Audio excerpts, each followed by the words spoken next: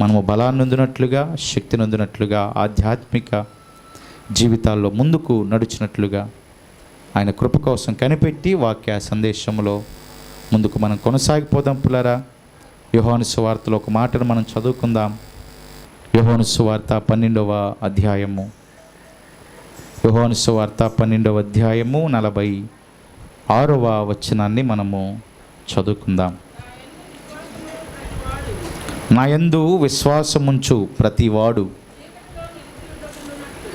చీకటిలో నిలిచి ఉండకుండునట్లు, చూడండి పిల్లరా, నేను ఈ లోకమునకు వెలుగుగా వచ్చి ఉన్నాను. దేవునికి స్తోత్రం. చాలా స్పష్టమైనటువంటి మాట. ప్రపంచానికి యేసుక్రీస్తు ప్రభువారు పరిచర్యం చేస్తున్నటువంటి మాట. చీకటిలో నిలిచి ఉండకుండునట్లు, చీకటిలో నిలిచి ఉండకుండునట్లు అనే మాట స్పష్టంగా అక్కడ రాయబట్టాన్ని మనం చూడొచ్చు పులారా. చీకటిలో ఉండకుండా ప్రతి బిడ్డ కూడా, ప్రతి జనము నుంచి, ప్రతి సమూహము నుంచి, ప్రతి జాతిలో నుంచి వచ్చేటటువంటి ఏ బిడ్డ అయినా వారు చీకటిలో ఉండకుండా వారందరూ కూడా వెలుగులోనికి రావటానికి, గమనించండి, వారందరూ కూడా వెలుగులోనికి రావటానికి ఈ లోకానికి యేసుక్రీస్తు ప్రభువారు వెలుగుగా వచ్చాడు అని మనం చూసాం. గమనించగనట్లయితే ఈ మాట, ఎవరు చీకటిలో ఉండుట ఆయనకి ఇష్టం లేదు. అది ఏ జాతి అయినా, ఏ సమూహమైనా, ఏ ప్రాంతమైనా, ఏ రాష్ట్రమైనా, ఏ దేశమైనా, ఏ ఖండమైనా గమనించగలిగినట్లయితే ఎవరు కూడా చీకటిలో ఉండుట ఆయనకి ఇష్టము లేదు. కావున చీకటిలో ఉండకుండా ఉండటానికి ఇప్పుడు ఆయనే ఏ రీతిగా వచ్చాడు అని మనం చూస్తున్నామంటే వెలుగుగా వచ్చాడు అనేటటువంటి మాటను అక్కడ మనం చూస్తూ ఉంటున్నాం పుల్లారా. అయితే 48వ వచనంలో రాయబడినటువంటి మాట కనుక మనం చూస్తే, నన్ను నిరాకరించి నా మాటలు అంగీకరింపని వానికి తీర్పు తీర్చువాడొకడు కలడు. ఏమంటున్నారు ఇక్కడ? నన్ను నిరాకరించి నా మాటలు అంగీకరింపని అంటే స్పష్టంగా ఆయన ఏం చెప్పాడు? మీరు చీకట్లో ఉన్నారయ్యా, మీరు బంధకాల్లో ఉన్నారు, మీ పరిస్థితులన్నీ కూడా చీకటి పరిస్థితులలో బంధకాల్లో ఉండిపోయినాయి. కావున ఆ చీకటి పరిస్థితులు, చీకటి జీవితాల నుంచి మిమ్ములను వెలుగులోనికి నడిపించడానికి నేను వచ్చాను అని పై వచనంలో చెప్తే, ఇప్పుడు నమ్మి విశ్వసించిన వారందరూ కూడా నిత్యముగా ఆ చీకటి బ్రతుకుల నుంచి, చీకటి జీవితాల నుంచి ఆశ్చర్యకరమైనటువంటి వెలుగులోనికి వస్తాడు. ఆ మాటల భావమై నమ్మినటువంటి వారందరూ కూడా ఆ రీతిగానే కొనసాగుతూ ఉంటున్నప్పటికీ ఇంకా నమ్మనటువంటి వారి కోసం ఆయన చెప్తున్నటువంటి మాట ఏంటంటే, నన్ను నిరాకరించి నా మాటలను అంగీకరింపని వానికి అన్నాడు. ఎవరిని నిరాకరిస్తున్నారు జనులు? వెలుగులోనికి నడిపించేటటువంటి మహోన్నతుణ్ణి. చీకటి పరిస్థితులన్నీ కూడా మన నుంచి, మన జీవితాల నుంచి దూరం చేసేటటువంటి మహాగుణుణ్ణి. అంధకార పరిస్థితులన్నిటి నుంచి కూడా మన జీవితాన్ని దూరపరిచి వెలుగులోనికి నడిపించే మహాగుణుడైనటువంటి ఆ యొక్క సర్వోన్నతుణ్ణి జనులు ఏం చేశారంటే పిల్లరా, నిరాకరించి. స్పష్టంగా ఆ మాట రాయబడింది అక్కడ. నన్ను నిరాకరించి నా మాటలను అంగీకరింపని వానికి తీర్పు తీర్చేటటువంటి వారు ఒకడు కలడు. దేవునికి స్తోత్రం. ఈ మాట చూడండి పిల్లరా, నన్ను నిరాకరించి నా మాటలు అంగీకరింపనటువంటి వారందరికీ, వారందరూ ఎవరు? ఏ సమూహం నుంచి వచ్చినా వారందరికీ తీర్పు తీర్చేటటువంటి వాడు ఒకడు కలడు. అక్కడ రాయబడుతున్నటువంటి మాట, తీర్పు తీర్చువాడొకడు కలడు, నేను చెప్పిన మాటయే అంత్యదినమందు వానికి తీర్పు.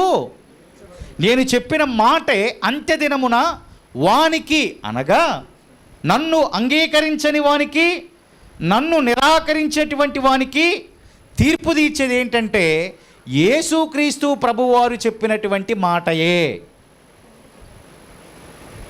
యేసుక్రీస్తు ప్రభువారు చెప్పిన మాటయే అంటే వాక్యమే మనుషులకు ఏం చేసిద్దంటే తీర్పు తీర్చిద్ది. దేవునికి స్తోత్రం. నేను చెప్పిన మాటయే అని అక్కడ ప్రస్తావించబట్టాన్ని మనం చూస్తున్నాం. ఏమన్నాడు ఆయన అక్కడ? చీకటిలో ఉన్నటువంటి వారందరికీ కూడా వెలుగులోనికి నడిపించడానికి నేను వెలుగుగా వచ్చాను. ఇప్పుడు ఆ మాటే ఆయనను నిరాకరించిన, ఆయనను తృణీకరించిన, ఆయన మాటను విననటువంటి అంగీకరించేటువంటి వారందరికీ ఆ మాటే నాటి దినాన తీర్పు తీర్చబోతుంది అని జనులందరూ కూడా గ్రహించాలి. ఇప్పుడు మనం పాయింట్కి వచ్చేస్తే ఆయన క్లియర్గా అన్నాడు, మీరందరూ చీకట్లో ఉన్నారు కాబట్టి మీరు వెలుగులోనికి రావటానికి నేను మీ వద్దకు వెలుగై ఉన్నాను. నన్ను నిరాకరించకుండా నా మాటలు మీరు గనక వింటే ఖచ్చితంగా దీవించబడతారు. లేని ఎడల ఆ మాటను బట్టియే తీర్పు తీర్చేటటువంటి వాడు ఒకడున్నాడు. కావున ఆ దినమున ఎవరు కూడా తప్పించలేరని యేసుక్రీస్తు ప్రభువారు చెప్తూ ఉంటున్నటువంటి శ్రేష్టమైనటువంటి మాటలు పుల్లారా. మరి ఈ మాటలను మనము ఫాలో అయితే, ఈ మాటను అంగీకరించి గనక మనము జీవించగలిగినట్లయితే, నడవగలిగినట్లయితే ఇంకా మన జీవితాలు అద్భుతంగా మార్చబడతాయి. మన జీవిత ప్రయాణాలలో ఖచ్చితంగా అనేక మేలులు, దీవెనలు, ఆశీర్వాదాలు యేసుక్రీస్తు ప్రభువారి యొక్క కృప ద్వారా మనం పొందుకోగలగటానికి ఎక్కువ అవకాశం ఉంటుంది. అందుకే లోకాసు సువార్తలో ఒక సందర్భాన్ని గనక మనం గమనించగలిగినట్లయితే పుల్లరా, ఒకసారి 17వ అధ్యాయానికి వద్దాం. లోకాసు సువార్త 17వ అధ్యాయము 11వ వచనం నుంచి 19వ వచనం వరకు అక్కడ రాయబడినటువంటి సంఘటన గనక మనం చూస్తే, చదవండి పుల్లరా. లోకాసు సువార్త 17వ అధ్యాయం 11వ వచనం. యెరూషలేమునకు ప్రయాణమైపోవచ్చు,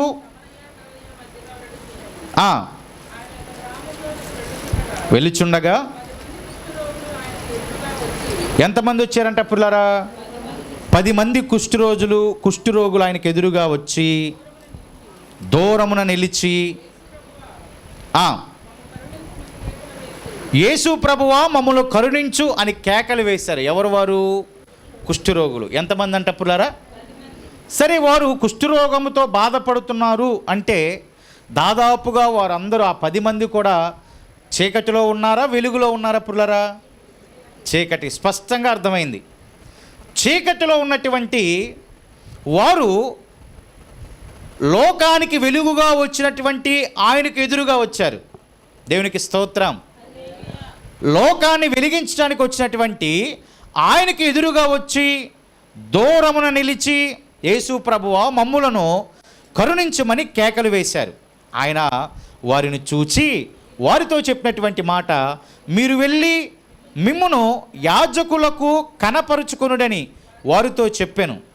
వారు వెళ్ళుచున్నగానే, దేవునికి స్తోత్రం, వెళ్ళుచున్నగానే, ప్రయాణమైపోచున్నగానే ఏమయ్యారంట? వారు శుద్ధులయ్యారు. కలిగి ఉన్నటువంటి కుష్ఠరోగం అంతయు కూడా ఎప్పుడు పోయింది, ఎలా పోయిందంటే, చీకటిలో ఉన్నటువంటి వారు ఈ లోకాన్ని వెలిగించడానికి వచ్చినటువంటి తేజోమయుడైనటువంటి ఆయన ఎదుట నిలిచినప్పుడు, ఆయన యొద్దకు వచ్చినప్పుడు, ఆయన యొద్దకు వచ్చి అయ్యా మమ్మల్ని కరుణించు అని కేకలు వేసినప్పుడు, అదిగో వారందరికీ ఏం కలిగిందంటే శుద్ధత. వారు వెలుచు ఉండగానే, ప్రయాణమైపోచుండగానే ఏమైందంటే పుల్లారా? శుద్ధులైరి. దేవునికి స్తోత్రం. మరి వారేమన్నా ఆయన మాటను అక్కడేమన్నా తృణీకరించారా? మీరు వెళ్ళి యాజకుని కనపరుచుకోండి అంటే వారందరూ కూడా ప్రయాణమై వెళ్ళారు. అక్కడి వరకు బాగానే ఉంది, అందరూ కూడా శుద్ధులయ్యారు, బాగానే ఉంది. అయితే తర్వాత వచ్చినాన్ని కనుక మనం గమనిస్తే, వారిలో ఒకడు చూచి గొప్ప శబ్దముతో దేవుని మహిమ పరుచుచు తిరిగి వచ్చి ఏం చేశారంట పుల్లారా? వారిలో ఒకడు తనకి స్వస్థత కలగటాన్ని చూసి గమనించి మరలా రిటర్న్ అయ్యాడు, తిరిగాడు. ఎవరి యొద్దకు వస్తున్నాడంట? యేసయ్య యొద్దకు వచ్చి గొప్ప శబ్దముతో దేవుణ్ణి మహిమపరుస్తూ ఆయనకి కృతజ్ఞతాస్తుతులు చెల్లించడానికి వస్తున్నాడంట. వచ్చి ఆయన యొద్ద సాగిలపడ్డాడంట. ఏమయ్యాడండి? వచ్చి ఆయన యొద్ద సాగిలపడ్డాడు. ఆయన సమరయుడు. సాగిలపడిన వ్యక్తి ఎవరంట? సమరయుడు. అందుకు యేసయ్య అన్నాడు, 10 మంది శుద్ధులైరి కారా? ఆ 9 ఎక్కడా? 9 మంది ఎక్కడా? అది ఏమన్నాడు? 10 మంది అయ్యారు కదా, మిగిలిన వారేరి? 10 మంది వెలుగును చూశారుగా. దేవునికి స్తోత్రం. 10 మంది శుద్ధులయ్యారా కాదా? 10 మంది అయ్యారు. 10 మంది కూడా దేవుని బలాన్ని చూశారు, దేవుని శక్తిని చూశారు, దేవుని వెలుగేంటో చూశారు, ఆయన ప్రసన్నత ఏంటో చూశారు పిల్లరా. అయినా వారిలో ఒకరు మాత్రమే తిరిగి యేసయ్యను మహిమపరచడానికి వచ్చాడంట. అందుకే యేసయ్య అన్నాడు, మిగిలిన వారు శుద్ధులయ్యారు కదా, వారెక్కడా అని యేసుక్రీస్తు ప్రభువు వారే తిరిగి ప్రశ్నను సంధించినట్లుగా మనం చూస్తూ ఉన్నాం. గమనించండి, ఇక్కడ ఒక మాట జాగ్రత్తగా ఆలకించండి పిల్లరా. ఇప్పుడు అందరం కూడా ఆయన వెలుగుగా వచ్చాడని నమ్మి ఆయన స్తుతిస్తూ ఘనపరుస్తూ ఉంటున్నటువంటి మనమందరం కూడా ఆయనే వెలుగు అని నమ్మి ఆయన ద్వారా కార్యాలను చూస్తూ, ఆయన ద్వారా మహిమను చూస్తూ ప్రభావాన్ని పొందుకొని ఆయన యొద్దకు, అనగా వెలుగు యొద్దకు తిరిగి రాలేనటువంటి మనుషులుగా నేటి జనులు ఉండిపోతూ ఉన్నారు. గమనించండి ఈ మాట. ఎలా ఉంటున్నారంట? ఆయన యొద్ద నుంచి కార్యాలు పొందుకొని మరలా ఆయన యొద్దకు రాకుండా ఉన్నటువంటి జనులు ఉండిపోతూ ఉన్నారు. అంటే దాని అర్థం ఏంటి? ఆయనను నిరాకరించటం అని అర్థం. ఇందాక మన మూలవాక్యంలో చూసాం, అక్కడ ఆయనను నిరాకరించిన వారు అని చూసాం లేదా పిల్లారా? ఈ 10 మంది మేలు పొందారు, 10 మంది స్వస్థత పొందారు, 10 మంది వెలుగును చూశారు, 10 మంది గొప్ప ప్రభావాన్ని చూశారు. ఆయన తిరిగి వచ్చింది ఒక్కడే, స్తుతించేది ఒక్కడే, ఆయన ఘనపరిచింది ఒక్కడే. మిగిలిన వారు మాత్రము రాలేక వెనకడుగు వేశారు. నేటి జనాభా కూడా ఇలాగే ఉంటున్నారు. నేటి జనాభా కూడా రాలేరు పాపం. రాకుండా వాళ్ళు ఏం చేస్తారంటే మందిరాలకి పలహారాలు పంపిస్తారు. అవునా కాదా పుల్లారా? ఏం పంపిస్తారు? మందిరాలకి పలహారం పంపిస్తారు. రావాల్సింది ఎవరండి? స్వస్థత పొందిన మనుషుడు రావాలా? దేవుని కృపను పొందుకున్న మనుషుడు రావాలా? దేవుని కృపను పొందుకున్న కుటుంబం రావాలా? లేకపోతే పలహారం పంపిస్తే సరిపోయిద్దా? పలహారం పంపించాలా? కుటుంబం రావాలా? కుటుంబమేగా, మేలు పొందిన మనుషుడేగా, మేలు పొందిన వ్యక్తేగా రావాల్సింది. అంటే ఇక్కడ 9 మంది అలాగే ఉండిపోయారు. అంటే దేవుని సన్నిధికి వెలుగును పొందుకొని వెలుగు యొద్దకు రాలేకపోతున్నారు పుల్లరా. పలహారం మాత్రం ఖచ్చితంగా వచ్చింది. రావాల్సింది పలహారం కాదు, దేవుని కృపను పొందుకున్న మనుషుడు దైవ సన్నిధికి రావాలి. గమనించండి, ఈ మాట ఇప్పుడు హృదయంలో పెట్టుకోండి పుల్లరా. దేవుడు మేలు చేస్తాడు కాదంటలేదు, శక్తిని ఇస్తాడు, బలాన్ని ఇస్తాడు, కృంగిన మనందరం లేవనెత్తుతాడు. దానికి మన కృతజ్ఞత భావము పలహారం సంగతి తర్వాత, కానీ ముందుగా నీవు వచ్చి దైవ సన్నిధికి వచ్చి ఆ వెలుగు పొందినటువంటి నీవు వెలుగుగా వచ్చినటువంటి ఆయన నామాన్ని స్తుతించుటయే నిజమైనటువంటి మనం చేసే ఆరాధన. దేవునికి స్తోత్రం కలుగునుగాక.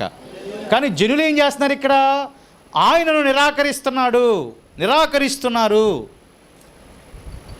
కార్యాలు పొందుకొని నిరాకరిస్తున్నారు. కాబట్టి విశ్వాసిగా ఆత్మీయ క్రమంలో ఎదిగే నీవు, ఫలించే నీవు ఖచ్చితముగా ఒకవేళ దేవుని కృపను నీవు పొందితే, దేవుని కృపకు నీవు నీ కుటుంబము పాత్రులుగా అయితే, మొదట నీ కుటుంబము దైవ సన్నిధికి వచ్చి దేవుని స్తుతించాలి, ఘనపరచ. అక్కడ ఆ మనుషుడు వచ్చి ఆయన పాదముల యొద్ద ఏమయ్యాడంట? ఆమేన్. ఏమయ్యాడండి? పాదముల యొద్ద. ఎందుకంటే వెలుగును చూశారు కాబట్టి, ఈరోజు నా క్రైస్తవ బిడ్డలుగా చెప్పుకుంటున్న మనము కూడా కృపను పొంది, వెలుగును పొంది, మేలు పొంది, మనం రాకుండా, కుటుంబాలు రాకుండా, బిడ్డలు రాకుండా మీరు పలహారాలు, కానుకలు పంపిస్తే దానివల్ల వచ్చే ఉపయోగం అయితే మీకేముండదు అని బైబిల్ చెప్తున్న మాట అది. బహుశా ఆ సమయంలో దైవజనులుగా మేము ఆ సమయంలో ప్రార్థన చేస్తాం, తీసుకొచ్చిన పలహారాన్ని బట్టో ఆ కానుకను బట్టో. కానీ రావాల్సింది పలహారం, కానుక కాదు, ఆ మేలు పొందిన కుటుంబము దైవ సన్నిధికి రావాలి. దేవునికి స్తోత్రం. లేదా నిరాకరించితే అదిగో తీర్పు తీర్చేటటువంటి వాడు ఒకడు, నిరాకరిస్తే తీర్పు తీర్చేటటువంటి వాడు ఒకడు ఉన్నాడా లేదా? ఆ వాక్యమే తీర్పు తీర్చిద్ది, ఆ మాటే తీర్పు తీర్చిద్ది. ఆయన చెప్పినటువంటి శ్రేష్టమైనటువంటి సత్యపూర్వకమైనటువంటి మాటే నాటి దినాన తీర్పు తీరుస్తుంది. కావున మేలు నొందిన ఏ మనుషుడైనా వారు కుటుంబాలతో దైవ సన్నిధికి వచ్చి ఇదిగో సాగిలిపడి నమస్కరించి దేవునికి కృతజ్ఞత భావముతో జీవితాంతము కూడా వారు దేవుణ్ణి స్తుతిస్తూ గణపరుస్తూ ఉండాలి పిల్లారా. ఎందుకంటే ఇప్పుడేగా మనం చేసేది పని, ఇప్పుడేగా ఆయన మనం స్తుతించేది. అవునా కదా పిల్లరా? ఒకసారి ప్రసంగి గ్రంథాన్ని కనుక మనం చూడగలిగినట్లయితే అక్కడ రాయబడుతున్నటువంటి మాట 9వ అధ్యాయాన్ని ఒకసారి చూద్దాం. ప్రసంగి గ్రంథము 9వ అధ్యాయము 10వ వచనాన్ని కనుక ఒకసారి మనం చదవగలిగినట్లయితే పిల్లరా, అదిగో చేయుటకు నీ చేతికి వచ్చిన ఏ పని అయినను నీ శక్తి లోపము లేకుండా, అదిగో నీ శక్తి లోపము లేకుండా చేయుటకు నీ చేతికి వచ్చిన ఏ పనైనా, అదిగో పిల్లారా, చేయుటకు నా చేతికి వచ్చిన ఏ పనైనా ఏం చేయాలంట? మనము శక్తి లోపము లేకుండా చేయాలి. దాని కొనసాగింపుగా భక్తుడే ఒక మాట అన్నాడు, నీవు పోవు పాతాళమందు పని అయినను, ఉపాయమైనను, తెలివి అయినను, అదిగో మనము ఈ బ్రతికి ఉన్నటువంటి దినములలో ఆయన మనకు అప్పగించబడినటువంటి పనిని గనక చేయకుండా, లేకపోతే వెలుగు యొద్దకు రాకుండా గనక మనం ఉంటే స్పష్టంగానే చెప్తుంది అక్కడ వాక్యము, నీవు నేను ఎక్కడికి వెళ్తావంట? పాతాళానికి వెళ్తామని ఉందా పిల్లలు? అక్కడ నీవు పోవు పాతాళము అని రాయబడింది. అక్కడ ఎవరు వెళ్తారు అక్కడికి? నిరాకరించిన వారు. ఎవరు వెళ్తారు అక్కడికి? అంగీకరించని వారు. ఎవరు వెళ్తారు?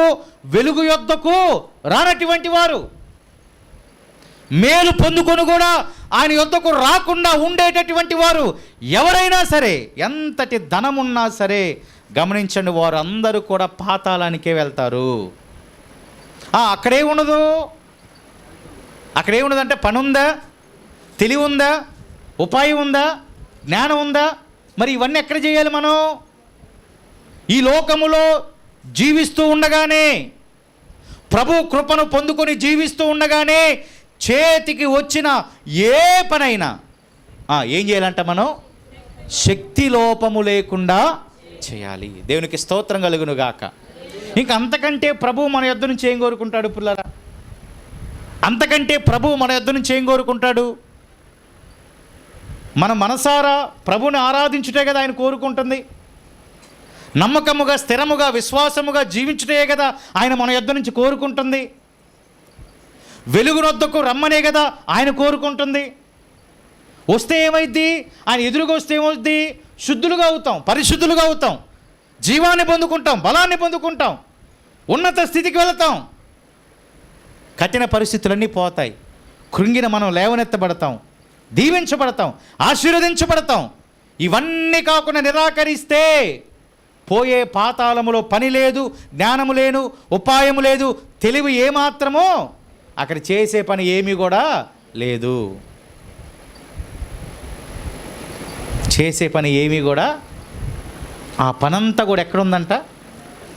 మనం బ్రతికి ఉన్నటువంటి ఈ లోకములోనే దేవుడు మనకి అప్పగించబడినటువంటి పని మనకుంది. విశ్వాసిగా చేయవలసిన పనులు, దైవజనులుగా చేయవలసిన పనులు, సంఘముగా చేయవలసిన పనులు, సమూహముగా చేయవలసిన పనులు అన్నీ కూడా శక్తి లోపము లేకుండా ఇప్పుడే మనము చెప్పాలి, ఇప్పుడే మనము చేయాలి. బైబిల్లో చాలామంది శక్తి లోపము లేకుండా యేసయ్య కీర్తిని ప్రకటించారు అనేక మంది బిడ్డలు. ఒకసారి ఒక లేఖన భాగాన్ని కనుక మనం చూస్తే మత్తయి సువార్తలో ఒక మాటను మనం చదువుకుందాం పుల్లరా. మత్తయి సువార్త ఒకసారి మనం చదువుదాం. 9వ అధ్యాయంలోనికి వద్దాం ఒకసారి పుల్లరా. మత్తయి సువార్త 9వ అధ్యాయం 27వ వచనాన్ని ఒకసారి మనం చదువుదాం.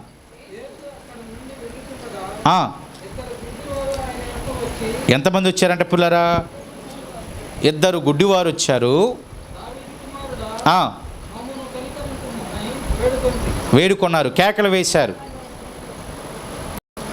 ఆయన ఇంట ప్రవేశించిన తర్వాత ఆ గుడ్డివారు ఆయన యొద్దకు వచ్చిరి. యేసు, నేను ఇది చేయగలను, మీరు నమ్ముచున్నారా అని వారిని అడుగగా, వారు నమ్ముచున్నాము ప్రభు అని ఆయనతో చెప్పిరి. అప్పుడు ఆయన వారి కన్నులు ముట్టి, మీ నమ్మిక చొప్పున మీకు కలుగునుగాకని అంతలోనే వారి కన్నులు ఏమయ్యాయి? దేవునికి స్తోత్రం. చెప్పిన అంతటిలోనే. లేట్ ఏమైనా అయిందా? సమయం ఏమైనా కోరారా? డాక్టర్ గారు అనుకో సమయం ఇస్తారు, వారం రోజులు ట్యాబ్లెట్లు వేసుకో, వారం రోజులు నీకేం కలిగిద్ది అంటాడు? బాధపోయిద్ది అంటాడు. డాక్టర్ గారి దగ్గర సమయం ఉంది, కానీ మన యేసయ్య దగ్గర సమయం లేదు. దేవునికి స్తోత్రం. చెప్పినంతటిలోనే అంట పుల్లారా, చెప్పినంతటిలోనే. 4 రోజులు మందులు వాడయ్యా, నువ్వు రికవర్ అవుతావు అంటాడు. అది కూడా గ్యారంటీ లేదు. ఆ మందులు వేసుకుని మళ్ళీ లేనిపోని బాధల మళ్ళా. అవునా కదండి? ఒక అనారోగ్యం అయితే దానికి మందు వాడి ఇంకో అనారోగ్యం తెచ్చుకుంటాం మనం. అక్కడ సమయం గడువు ఉంది, యేసయ్య దగ్గర గడువు లేదు. చెప్పినంతటిలోనే. దేవునికి స్తోత్రం కలుగునుగాక. కన్నులు తెరవబడ్డాయి. యేసయ్య అన్నాడు, ఇది ఎవరికిని తెలియకుండా చూచుకుండని వారి కన్నితముగా ఆజ్ఞాపించను. ఆయనను వారు వెళ్ళి ఆ దేశమంతటా ఆయన కీర్తిని ఏం చేశారంట? వారందరూ వెళ్ళి, ఇదిగో మాకు శక్తి కలిగింది, స్వస్థత కలిగింది అని దేశమందంతటా కూడా ఏం చేశారంట? ఆయన కీర్తిని ప్రచురము చేశారు, ప్రకటన చేశారు అంతటా అంట. అంటే శక్తి లోపము లేకుండా వారు ఎంతగా యేసయ్యను స్తుతించాలో అంతగా వారు ఏం చేశారంట పుల్లారా? యేసయ్యను స్తుతించారు, గణపరిచారు. దేవునికి స్తోత్రం. హల్లెలూయా. అంటే ఆ పని వారికి వచ్చింది కాబట్టి అక్కడ వారు చేయగలిగారు. పుల్లారా. ఏమైనా సాకులు చెప్పారా? చేయలేమన్నారు. అసలు యేసయ్య చేయొద్దు అన్నాడు. ఒరే అబ్బాయి, మీరు చెప్పొద్దులే అన్నాడు. ఎందుకంటే యేసయ్యకు తనని తాను హెచ్చించుకోవటం ఏమాత్రం కూడా ఇష్టం. ఎక్కడైనా చూసుకోండి, మీ విశ్వాసమే మిమ్మల్ని స్వస్థపరిచింది అన్నాడా? నేను చేశానన్నాడా? చెప్పండి పుల్లారా. ఎక్కడ వెతికినా ఆ మాట దొరికిద్దా మనకి? అమ్మా, మీ విశ్వాసమే మిమ్మలను ఆయన ఎక్కడ కూడా ఘనపరచుకోవడానికి ఇష్టపడలా, హెచ్చించుకోవడానికి ఇష్టపడలా. ఇదిగో వీరు పొందిన మేలు ఆ రాజ్యం అంతటా కూడా శక్తి లోపము లేకుండా ఆయన కీర్తిని ఏం చేశారంటే పుల్లారా? ప్రకటించిన వారుగా ఉన్నారు, ప్రచురము చేసిన వారిగా ఉన్నారు. మేలు పొందిన తర్వాత ఆయన నిరాకరించలా, శక్తి పొందిన తర్వాత ఆయన నిరాకరించలా. ఇదిగో ఆయన కీర్తిని ఏం చేశారంటే దేశమంతటా ప్రచురము చేసిన వారిగా ఉన్నారు పుల్లారా. అందుకే శక్తి లోపము లేకుండా ఏ పని మనకు అప్పగించబడుతూ ఉంటుందో ఆ పని మనం చెయ్యాలి. ఆయన నిరాకరిస్తే నిశ్చయముగా పాతాళానికే వెళ్తామని డైరెక్ట్గా బైబిల్ మాట్లాడుతూ ఉంది. అక్కడ తెలివైన లేదు, ఉపాయమైన లేదు, పనైనా లేదు, ఏమీ కూడా లేనే. నువ్వేం చేయాలన్నా మనము ఆయన పిలుపును అందుకునేంతవరకు ఈ లోకములోనే చేసేది. ఏ ప్రభు పని, ఏ పరిచర్య మనం జరిగించాలన్నా అదంతయు కూడా మనం ఇక్కడే చేస్తాము. ఒకవేళ అది చేయకుండా నిరాకరిస్తే అక్కడ వెళ్ళిన తర్వాత చేయటానికి పనేమి కూడా అరవటం తప్ప, కేకలు వేయటం తప్ప, యాతన పట్టడం తప్ప చేసే పని ఏమైనా ఉందా? ఒకటే ఉంది, కేకలు వేయటం తప్ప ఇంకేమీ లేదు. ఏ పని అదండి? కేకలు వేయటం తప్ప, యాతన పడటం తప్ప వేరే పని ఏమైనా ఉందా? ఇంకక్కడ ఏమీ లేదు, మరొక పని లేదు. ఇక ఒకటే పని, పాతాళానికి వెళ్తే.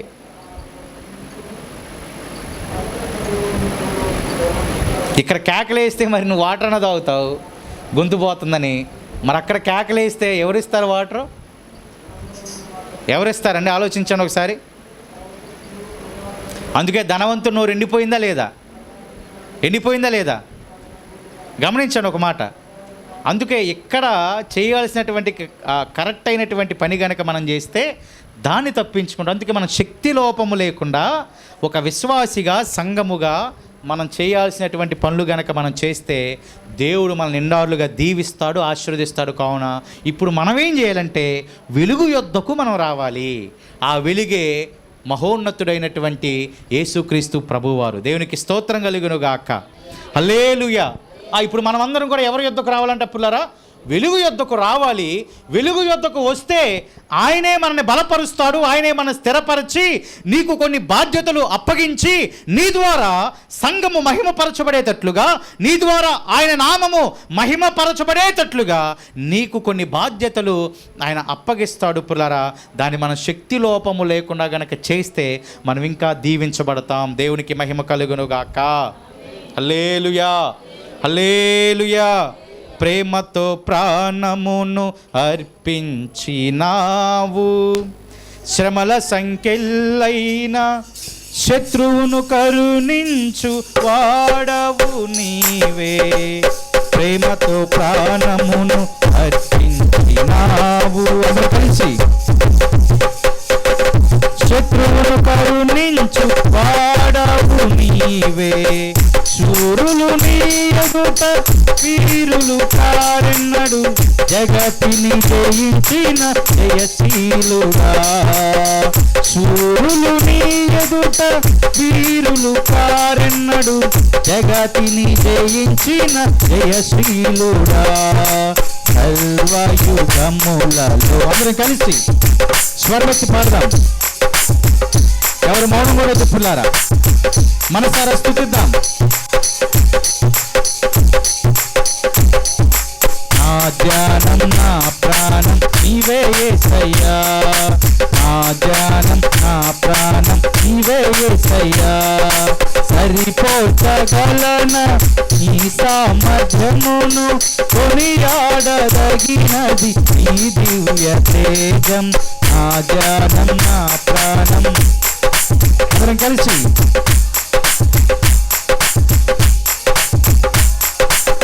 కృపలతో రాజ్యమును స్థిరపరచు నీవు, బహుతరములకు శోభాతిశయముగా చేసితివి నన్ను.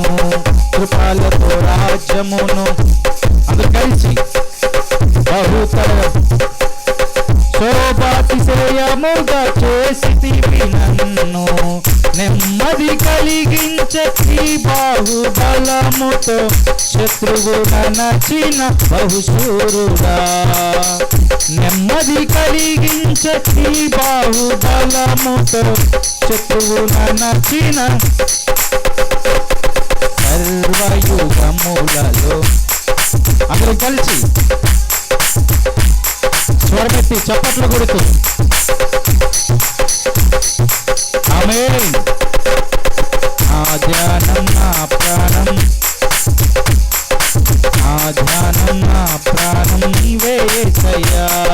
సరిపోల్చగలన నీ సామర్థ్యమును, సరిపోల్చగలన నీ సామర్థ్యమును, కొనియాడదగినది నీది. అందరూ కలిసి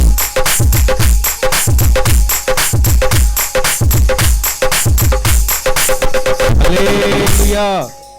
కావున వెలుగునొద్దకు వస్తే ఆయన మనల్ని ఏ రీతిగా వాడుకోవాలో ఆ రీతిగా మనల్ని వాడుకుంటాడు. పిల్లలు నిరాకరించకూడదు, తృణీకరించకూడదు.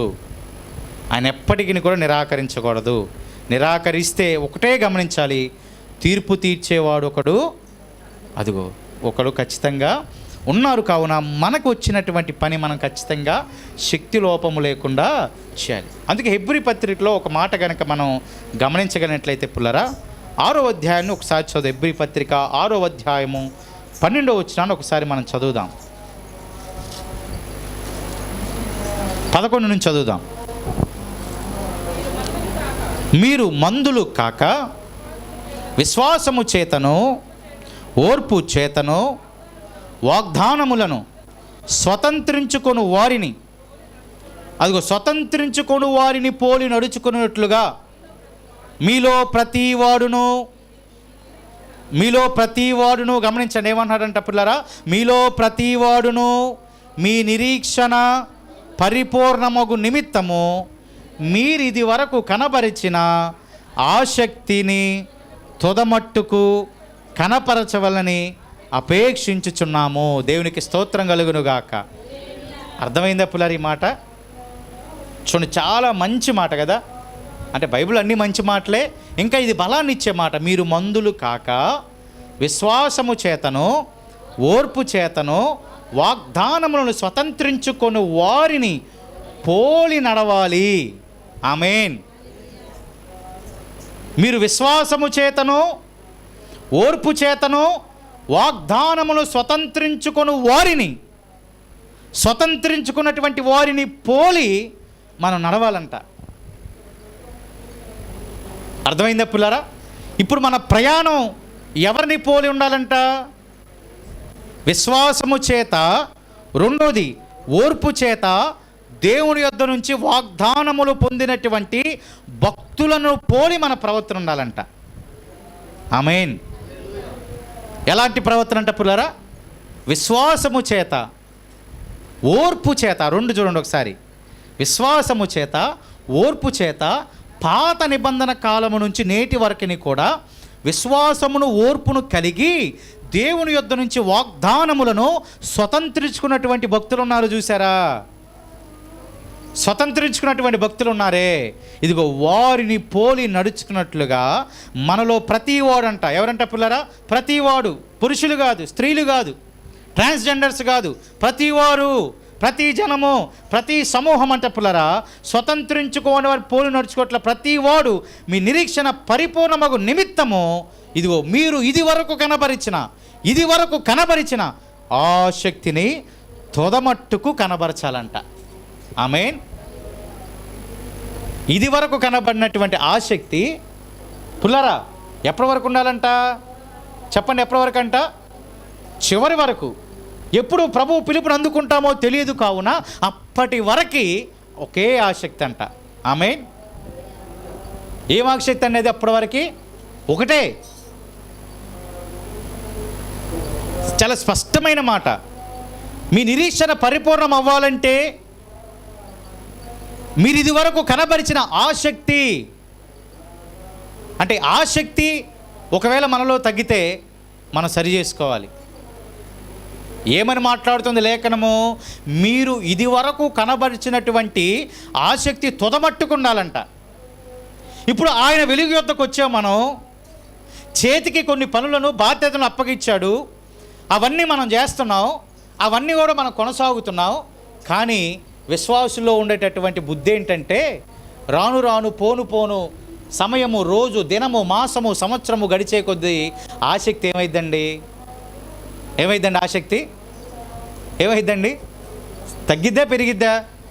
ఏమి ఇస్తారన్నా? తగ్గిద్దా పెరిగిద్దా? తగ్గిద్ది. అందుకే అక్కడ ఆ మాట రాయబడింది. ఇది వరకు కనపరిచినటువంటి ఆసక్తి అంట పుల్లారా ఎప్పటి వరకు ఉండాలంట మనలో?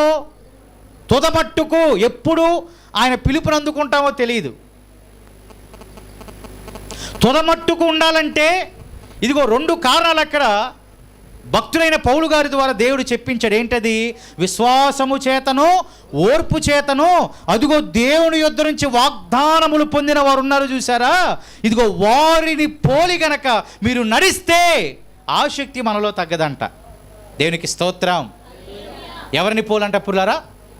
విశ్వాసము ద్వారా ఓర్పు ద్వారా దేవుని యొద్ద నుంచి వాగ్దానములను స్వతంత్రించుకున్నటువంటి వారిని పోలి ప్రతిరోజు నడిస్తే ఇంకెందుకు తగ్గిద్ది?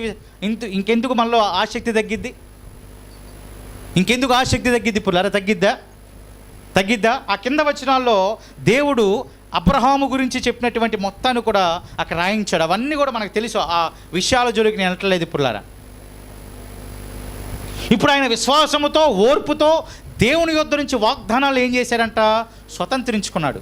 ఆసక్తి తగ్గిందా ఆసక్తి? అబ్రహాంలో ఆసక్తి తగ్గిందా? లేదు.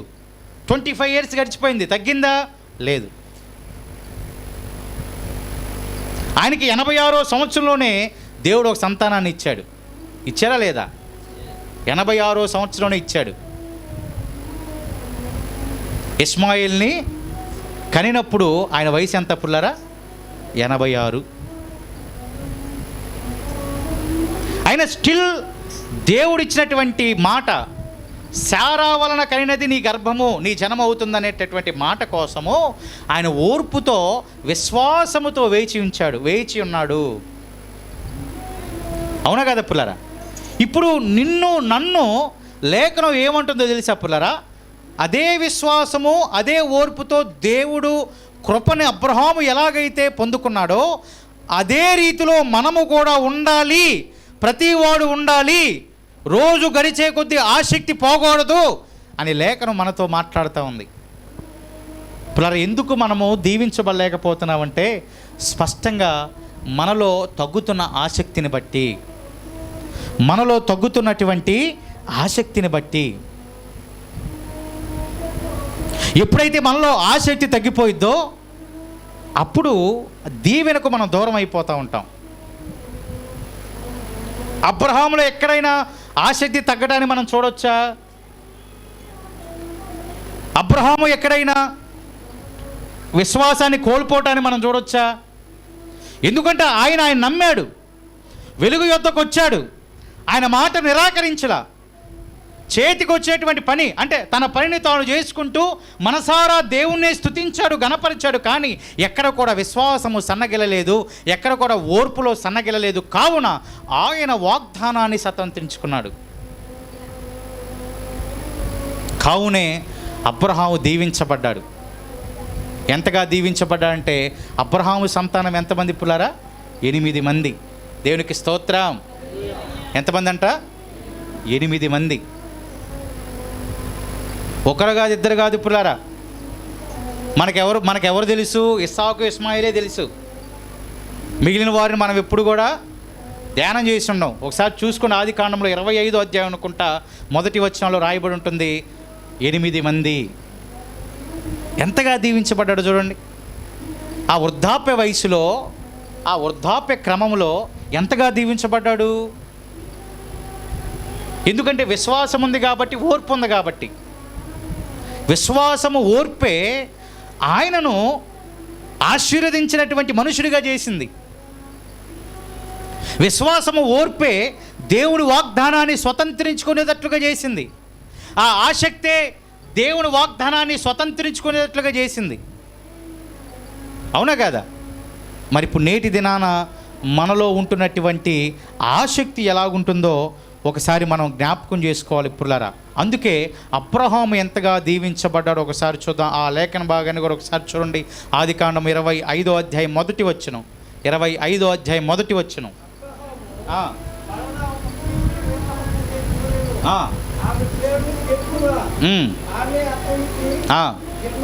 జిమ్రాను లెక్కేయండి పిల్లారా. జిమ్రాను 1, 2, 3, 4, 5, 6, ఇస్సాకు, ఇస్మాయిలు 7, 8. అవునా కదా?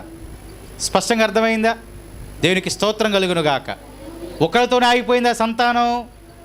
ఇద్దరితో ఆగిపోయిందా సంతానం? చెప్పండి. ఆగిపోలా. ఏది, ఎందుకు ఇంత దీవించబడ్డాడు?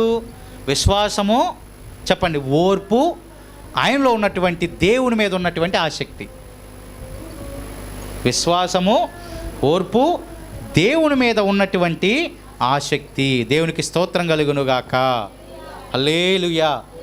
ఎంతగా దీవించబడ్డాడు.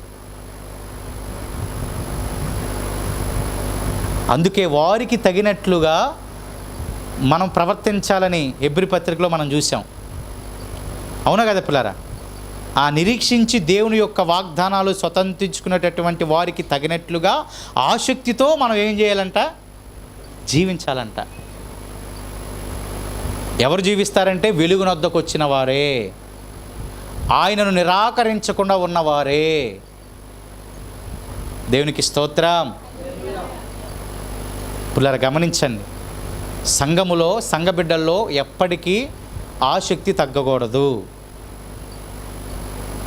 ఆసక్తి తగ్గకూడదు. ఆశతో ఉండాలి కానీ నిరాశతో ఎప్పుడు మనం ఉండకూడదు. దేవుడు మాకేం చేయలే అని ఉండకూడదు. 25 సంవత్సరాలు ఎదురు చూసినటువంటి ఆయన ఏ ఒక్క నిమిషమైనా తన ఆసక్తిని కోల్పోతే, ఒరే నాయన ఇంక నేను ఎదురు చూడలేనులే అని కనుక అనుకుంటే, నేను ఎదురు చూడలేను ఇంకా, నాకు ఇప్పుడు వరకు మరి ఉన్నటువంటి వారు చాలులే, అంటే ఆల్రెడీ ఇస్మాయిలు పుట్టాడు కదా, ఆ యొక్క ఇస్మాయిల్ ఉన్నాడు చాలులే అని అనుకుంటే ఏమాత్రము కూడా ఆయన దేవుని యొక్క వాగ్దానాన్ని పొందుకునేటటువంటి వాడు కానే కాదు. కానీ ఎక్కడ కూడా ఆసక్తి కోల్పోలే ఆయన, విశ్వాసాన్ని కోల్పోలేదు ఆయన, ఓర్పును కోల్పోలేదు ఆయన. కాబట్టి గమనించండి ఈ 3 మాటలు: విశ్వాసము, ఓర్పు, ఆసక్తి. చెప్పండి పిల్లారా, విశ్వాసము, ఓర్పు, ఆసక్తి. అటువంటి లక్షణాలు కలిగినటువంటి భక్తుల ప్రకారమై నడవాలని లేఖనం మనతో మాట్లాడింది. ఆ వాగ్దానాలు స్వతంత్రించుకోవాలంటే వారు కలిగినటువంటి మంచి లక్షణాలతో మనము నడవాలి. ఆసక్తి కోల్పోకోకుండా విశ్వాసముతో, ఓర్పుతో దేవుని కార్యాలు మనం చూడాలి. పుల్లారా, దేవునికి స్తోత్రం. ఏం చూడాలంట? దేవుని కార్యాలు మనం చూడాలి. కాబట్టి గమనించండి, ఓర్పు, విశ్వాసము, ఆసక్తి, ఈ 3 ఎప్పటికీ మన యొద్ద నుంచి పోగొట్టుకోకుండా మనం చూసుకోవాలి. సాతాను ఏం చేస్తాడంటే విశ్వాసం పోయేటట్లుగా నీ కష్టాలను పెడతాడు. సాతాను ఏం చేస్తాడంటే నీ ఓర్పుని, నీ సహనాన్ని పరీక్షించి ఇక ఓర్పు పోయేటట్లుగా నీకు కష్టాలను తీసుకొస్తాడు. సాతాను ఏం చేస్తాడంటే ఆరాధన మీద ఆసక్తి లేకుండా చేస్తాడు. ఏం చేస్తాడండి? ఆరాధన మీద ఆసక్తి లేకుండా చేస్తాడు, నీ ఓర్పు పోయేటట్లుగా చేస్తాడు, నీ విశ్వాసం పోయేటట్లుగా చేస్తాడు. అప్పుడు ఎవరిని జ్ఞాపకం చేసుకోవాలి? దేవుని యొద్ద నుంచి ఆ 3 లక్షణాలు కలిగి ఆ వాగ్దానములు స్వతంత్రించుకునేటటువంటి అబ్రహామును గనక మనము జ్ఞాపకం చేసుకుంటే, దేవునికి స్తోత్రం. ఇంకా దేవుని యొద్ద నుంచి వాగ్దానాలు పొందుకున్నటువంటి పుల్లరా పవిత్రత కలిగినటువంటి దైవ బిడ్డను బైబిల్లో మనం జ్ఞాపకం చేసుకుంటే ఖచ్చితంగా మనం ఏమవుతాం? దీవించబడతాం. ఆమేన్. కాదప్పుడు దీవించబడమా? కానీ ఇప్పుడు అపవాది టార్గెట్ ఏంటంటే నీలో ఓర్పు తీసేయాలి, నీలో విశ్వాసాన్ని తీసేయాలి, నీలో ఆసక్తిని తీసేయాలి. అపవాది టార్గెట్ అది. నీలో ఓర్పు ఉండకుండా చేయాలి, విశ్వాసం ఉండకుండా చేయాలి. 3ది ఏంటంట? ఆసక్తి లేకుండా. కానీ దేవుని యొక్క కృప ఏంటంటే ఆయన యొద్దకు వచ్చినటువంటి వారందరికీ కూడా ఈ 3 లక్షణాలు పుష్కలముగా ఉండేటట్లుగా ఆయనే తన చిత్తములో, ప్రణాళికలో తన బిడ్డలందరినీ కూడా ముందుకు నడిపించే గొప్ప దేవుడు మన యేసయ్య. దేవునికి స్తోత్రం. స్తుతులతో దుర్గమును స్థాపించువాడవు, శృంగధ్వనులతో సైన్యము నడిపించు వాడవు నీవే. స్తుతులతో దుర్గమును, శృంగధ్వనులతో సైన్యము నడిపించు వాడవు నీవే. నీ యందు ధైర్యమును పొందుకొనేదను, మరణము గెలచిన బహుధీరుడా. నీ యందు ధైర్యమును పొందుకొనేదను, మరణము గెలచిన బహుధీరుడా. సర్వయుగములలో అందరూ కలిసి నీ సామర్థ్యమును, నీ దివ్య తేజం, నా ధ్యానం, నా ప్రాణం నీవే యేసయ్యా. నా ధ్యానం, నా ప్రాణం నీవే యేసయ్యా. సర్వయుగములలో సజీవుడవు, సరిపోర్చగలన నీ సామర్థ్యమును, కొనియాడదగినది నీ దివ్య తేజం.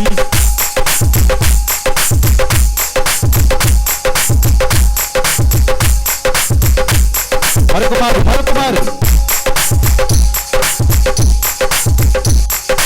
నా ధ్యానం, నా ప్రాణం నీవే యేసయ్యా. హల్లెలూయా. విశ్వాసము, ఓర్పు, ఆసక్తి. ఈ మూడు ప్రాముఖ్యం పురులారా. ఈ మూడు ఎప్పుడైతే నిలిచి ఉంటాయో అప్పుడు మనం అబ్రహాము వలె దీవించబడతాం, అబ్రహాము వలె ఆశీర్వదించబడతాం, మేలులతో నింపబడతాం. కానీ గమనించండి, దేవాతి దేవుడు మనతో మాట్లాడిన ఈ శ్రేష్టమైనటువంటి మాటలు మనం కూడా ఎదుటివారికి చెప్పాలి పురులారా. ఎదుటివారికి చెప్పేవారిగా ఉండాలి. శక్తి నొందినప్పుడు, స్వస్థత నొందినప్పుడు ఇందాక మనం చెప్పుకున్నట్లుగా పలహారం కాదు, కానుక కాదు, ఎవరు కావాలి ఆయనకి చెప్పండి పిల్లారా? ఆ జనులే, శక్తిని స్వస్థత పొందిన జనులే ఆయనకి కావాలి. అందుకే ఆ మనుషులు వచ్చి, ఆ స్వస్థత పొందిన ఒక మనుషుడు వచ్చి ఆయన పాదములు ఏమయ్యాడంట? సాగిలపడ్డాడు. చేతికి వచ్చిన ఏ పనైనా శక్తి లోపము లేకుండా మనము చేయాలి. లేకపోతే వెళ్ళే పాతాళములో శక్తి అయినను, పనైనను, ఉపాయమైనను, తెలివైన జ్ఞానమైనను లేదు. అందుకే చూపు నొందినటువంటి వారు ఏం చేశారంట? ఆయన కీర్తిని శక్తి లోపము లేకుండా ఏం చేశారంట? ప్రకటించారు. దేవునికి స్తోత్రం. ఈ ప్రయాణం చేసే ఆధ్యాత్మిక ప్రయాణములో అపవాది మనలో ఉన్న విశ్వాసాన్ని, ఓర్పుని, ఆసక్తిని మూడు తీసేయటానికి అపవాది ఎల్లవేళ ప్రయత్నం చేస్తాడు. కావున అప్పుడు ఆ సమయంలో అట్టి వాగ్దానములను స్వతంత్రించుకున్నటువంటి అబ్రహాము లాంటి భక్తులను స్మరించుట ద్వారా మనము దీవించబడతాం, హెచ్చించబడతాం, మేలులతో నింపబడతాం. కాబట్టి చెప్పండి, ఇప్పుడు ఆయన యందు విశ్వాసం ఉంచినటువంటి వారు ఎవరు కూడా చీకటిలో ఉండకుండా ఉండటానికే ఆయన ఈ లోకానికి ఎలాగొచ్చాడంట పుల్లరా? ఆమేన్. ఎలాగొచ్చాడంటే ఈ లోకానికి నిన్ను వెలిగించటానికి, కుటుంబాన్ని వెలిగించటానికి, సంఘాన్ని బ్రతికించడానికి, సంఘములో జీవము తీర్చడానికి అనేక మంది సార్వత్రిక క్రైస్తవ సంఘమంతయు కూడా, ప్రపంచమంతయు కూడా ఆయనే వెలుగు, ఆయనే సత్యము అని తెలియపరచడానికే ఆయన ఈ లోకానికి వెలుగుగా వచ్చాడు. అది తెలుసుకుని కూడా నిరాకరించిన వారు ఎవరైనా సరే వారు పాతాళానికే వెళ్తారు. అక్కడ యాతన తప్ప, శ్రమ తప్ప, బాధ తప్ప, దుఃఖము తప్ప ఏ విధమైనటువంటి ఉపయోగము లేనే లేదు. కాబట్టి సంఘములో, సంఘ బిడ్డల్లో ఆసక్తి తగ్గకూడదు. కొన్నిసార్లు మీరు అనాసక్తితో ఉంటారు. గమనిస్తూ ఉంటారు కదా, అప్పుడప్పుడు అనాసక్తితో ఉంటారు. ఆసక్తిని కోల్పోయినా ఏం వెళ్దాంలే అనుకుంటా. అది వచ్చిందా పడిపోయినట్టే. ఏం వెళ్దాంలే అంటే ఏం వెళ్దాంలే అని కాదు, కాసేపు ఆగి వెళ్దాంలే అనే ఆలోచన వచ్చినా అయిపోయినట్టే, అవుట్. ఇంకా ఏం వెళ్దాంలంటే అది కొంచెం హై, కాసేపు ఆగి వెళ్దాంలనే ఆలోచన వచ్చినా ఏమైనట్టు, మనం పడిపోయినట్టే. ఏం తగినట్టప్పుడు ఆసక్తి లేఖనం ఏం మాట్లాడింది? ఆసక్తి తుదమట్టుకు ఉండాలంట. ఆసక్తి ఆదివారం మట్టుకు కాదు, దేని మట్టుకు చెప్పాలి? ఎలా అంట? తుదమట్టుకు ఉండాలి, తుదమట్టుకు ఉండాలి. ఆసక్తితో పుల్లారా, ఈ మాటలు భలే ఆనందాన్ని ఇస్తాయి. నేటి దినానైనా మనకు ఎంతో కొంత సోర్స్ ఉంది. దేవుడు కార్యాలు గొప్ప నమ్మటానికి చాలా ఆధారాలు, సోర్సులు ఉన్నాయి. అబ్రహాము నమ్మటానికి ఏ ఆధారం ఉంది? అప్పుడు ఉందా పిల్లలు? ఏమన్నా? అబ్రహాము నమ్మటానికి ఏ ఆధారం లేదు. ఏమో చిన్న డౌట్ వస్తే అయిపోయినట్టే కదా. ఒరే నాయన 20 సంవత్సరాలు అయిపోయినాయి, ఇంకా ఏమవుద్దిలే అని చిన్న డౌటే. కానీ అబ్రహాము నమ్మాడు, అతను నీతిగా ఎంచబడ్డాడు, దీవించబడ్డాడు, అతని ద్వారా జనములు దీవించబడ్డాయి. అందుకే చిన్న అనాసక్తి కూడా మనలోనికి రాకూడదు పిల్లలు. అటు విశ్వాసము, ఓర్పు, ఆసక్తి నిన్ను నన్ను ఉన్నత స్థితికి చేర్చిద్ది. మిమ్మల్ని ఎవరు ఎంత బాధ పెట్టినా ఓర్పుతోనే ఉండండి, ఎన్ని శ్రమలు వచ్చినా విశ్వాసంతోనే ఉండండి, ఎన్ని పనులున్న ఆసక్తితో దైవ సన్నిధికి రండి. ఆమేన్. ఎన్ని పనులున్న ఆసక్తితో దైవ సన్నిధికి రండి. ఎంతమంది నిన్ను ఎన్ని ఇరుకులు పెట్టినా ఓర్పుతో, దేవునికి ఇచ్చిన వాగ్దానం నెరవేర్చుకోవడానికి విశ్వాసముతో, సమయము గడిచిన, రోజు గడిచిన, నెల గడిచిన నువ్వేమి కూడా బాధపడాల్సిన అవసరం. ఇచ్చినవాడు నమ్మదగినవాడు. ఎవరిచ్చింది మాట? ఎవరిచ్చింది ఆ మాట? ఆమేన్. మాట ఇచ్చింది ఆయనే, నమ్మదగినవాడు. మరి మనం ఎవరమంట? పౌలు గారు ఏమన్నాడు? మనం నమ్మదగని వారము కాదంట. మనం నమ్ముకుంటే అంత అస్తామే. మనం నమ్మదగిన వారము, ఆయన నమ్మదగిన వాడంట. నమ్మదగిన వాడిని నమ్ముకున్న మనము విశ్వాసము, ఓర్పు, ఆసక్తి తొదమట్టుకు కలిగి జీవిస్తే మనం దీవించబడతాం, ఆశీర్వదించబడతాం. అట్టి కృపలతో మనం అందరం కూడా నింపబడినట్లుగా ప్రార్థనలో ముందుకు కొనసాగుదాం. పుల్లరా, దేవుడి మాటలను దీవించునుగాక. మోకరిద్దాం. విత్తబడిన వాక్యం నిమిత్తమై ప్రార్థన చేద్దాం. వాక్యం నిమిత్తమై ప్రార్థన చేద్దాం. విశ్వాసము, ఓర్పు, ఆసక్తి తుదమట్టుకుండాలని, చేయుటకు నీ చేతికి వచ్చిన ఏ పనైనా శక్తి లోపం లేకుండా చేయాలని, ఆయనను నిరాకరించకూడదని దైవ వాక్యము మన హెచ్చరించిన విధానములో దైవ సన్నిధిలో కూర్చున్న మనం అందరం కూడా విశ్వాసము, ఓర్పు, ఆసక్తిని తుదమట్టుకు కలిగి జీవించి అబ్రహాము వలె ఎదిగి, అయ్యా నేను కూడా ఫలించి నా కుటుంబముతో ఆనందించే కృప దయచేయమని ఒక చిన్న ప్రార్థన చేయండి. పిల్లలు అందరూ ప్రార్థన చేయండి, ఎవరు మౌనంగా ఉండొద్దు. ఒక చిన్న ప్రార్థన, నీవు చేసే ఈ చిన్న ప్రార్థన నీ కుటుంబానికి మేలు. నీవు చేసే చిన్న ప్రార్థన నీ బిడ్డలకు మేలు, నీ సంఘానికి మేలు, నీ దైవజనునికి మేలు, నీ గ్రామానికి మేలు. కావున ఒక చిన్న ప్రార్థన, అయ్యా ఎప్పటికీ నీ విశ్వాసము, ఓర్పు, ఆసక్తి నాలో తగ్గకుండా చేయ. చిన్న ప్రార్థన ప్రార్థించండి. పిల్లలు ఎవ్వరు మౌనంగా ఉండొద్దు. ప్రార్థించండి. నా కుటుంబాన్ని ఆ రీతిగా హెచ్చిస్తావా? నా కుటుంబాన్ని ఆ రీతిగా దీవించవా? నా కుటుంబాన్ని ఆ రీతిగా బలపరచవా అని నీవు చేసే ఈ చిన్న ప్రార్థన నీకు నెమ్మదిని, నీకు శక్తిని, నీకు సమాధానమును, నీకు జీవమును, నీకు ఇదిగో స్వస్థతను, ఆశీర్వాదమును, మేలును నీవు చేసే చిన్న ప్రార్థనే. పుల్లారా, నీ శక్తి లోపము లేకుండా చేసే చిన్న ప్రార్థనే నీ కుటుంబానికి ఉన్నత స్థితి, నీ కుటుంబానికి ఆశీర్వాదం, నీ కుటుంబానికి మేలు. అబ్రహాము అలాగా ఉన్నాడు, కావునే దీవించబడ్డాడు. శారా ద్వారా మాత్రమే కాదు, హాగరు ద్వారా సంతానము, కేతురా ద్వారా సంతానాన్ని ఆయన పొందుకున్నటువంటి రీతిలో ఏ రీతిగా హెచ్చించబడ్డాడో ఆ ముసలి ప్రాయమందు, వృద్ధాప్య దశయందు హెచ్చించబడినట్టు రీతిలో నీవు నేను హెచ్చించబడినట్లుగా, దీవించబడినట్లుగా, ఆశీర్వదించబడినట్లుగా, మేలులతో నింపబడినట్లుగా చిన్న ప్రార్థన అందరూ కలిసి చిన్న ప్రార్థన చేయండి. ఇప్పుడు చిన్న ప్రార్థన అందరూ కలిసి చిన్న ప్రార్థన, విత్తబడిన వాక్యం నిమిత్తమై ప్రార్థన చేద్దాం. సహోదరులు వినయ్ మనందరినీ కూడా వాక్యం నిమిత్తమై ప్రార్థనలో ముందుకు నడిపి